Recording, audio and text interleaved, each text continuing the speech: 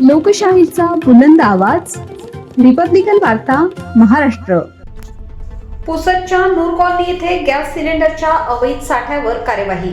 40 gas cylinder, 23 regulator, 2,50,000चा मुद्देमाल जप्त. बातमी पुसद येथून.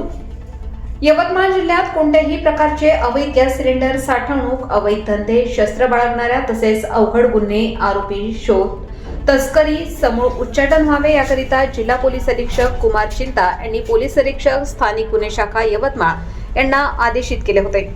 त्याच अनुषंगाने आज दिनांक 13 मार्च 2026 रोजी स्थानिक गुन्हे शाखा यवतमाळ कॅम्प पुसद येथील पोलीस अधिकारी व अंमलदार हे पुसद उपविभागात अवैध धंदे, अवैध गॅस सिलेंडर साठवणुका बाबत गोपनीय माहिती काढत असताना 12 वाजण्याच्या सुमारास इसम नामे आरिफ मोहम्मद कच्ची यांच्या घरी अवैध गॅस सिलेंडर साठवणूक करून काळ्या बाजारात जादा किमतीने विक्री करत आहे अशी माहिती प्राप्त झाल्याने पुरवठा निरीक्षक पुसद तसेच पंचांसह सदर ठिकाणी छापा कारवाई केली असता इसम नामे आरिफ मोहम्मद कच्ची यांच्या घरी अवैध भारत, HP व इंडेन अशा वेगवेगळ्या कंपनीचे एकूण 40 गॅस सिलेंडर तसेच 23 रेग्युलेटर मिळून आल्याने इसम नामे आरिफ मोहम्मद कच्ची राहणार नूर कॉलनी, सुभाष वॉर्ड, पुसद, तालुका पुसद, जिल्हा यवतमाळ यांच्याकडे सदरच्या गॅसबाबत विचारपूस केली असता उडवाउडवीची उत्तरे देऊ लागल्याने सदरचे गॅस सिलेंडर हे अवैधरित्या साठवणूक करून जादा दराने विक्री करत असल्याने एकूण 40 गॅस सिलेंडर, 23 रेग्युलेटर असा अंदाजे 2,50,000 रुपयांचा मुद्देमाल जप्त करून ताब्यात घेऊन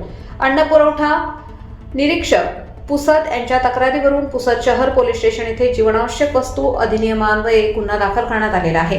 सदरची कारवाई पोलीस अधीक्षक यवतमाळ कुमार चिंता, अपर पोलीस अधीक्षक अशोक थोरात, सहाय्यक पोलीस अधीक्षक तथा उपविभागीय पोलीस अधिकारी हर्षवर्धन बीचे, सहाय्यक पोलीस निरीक्षक सतीश चौरे, स्थानिक गुन्हे शाखा यवतमाळ पुसद तहसीलदार रेखा वाणी मॅडम यांच्या मार्गदर्शनात सहाय्यक पोलीस निरीक्षक धीरज पांडे, पोलीस उपनिरीक्षक शरद लोहकरे, पोलीस कर्मचारी मुन्ना आडे, संतोष भोरगे, तेजा ब्रणखाम, सुभाष जाधव, रमेश राठोड, कुणाल मुंडोकार, सुनील पंडागळे, रवींद्र शिरामे, राजेश जाधव इत्यादींच्या उपस्थितीमध्ये कारवाई करण्यात आली आहे.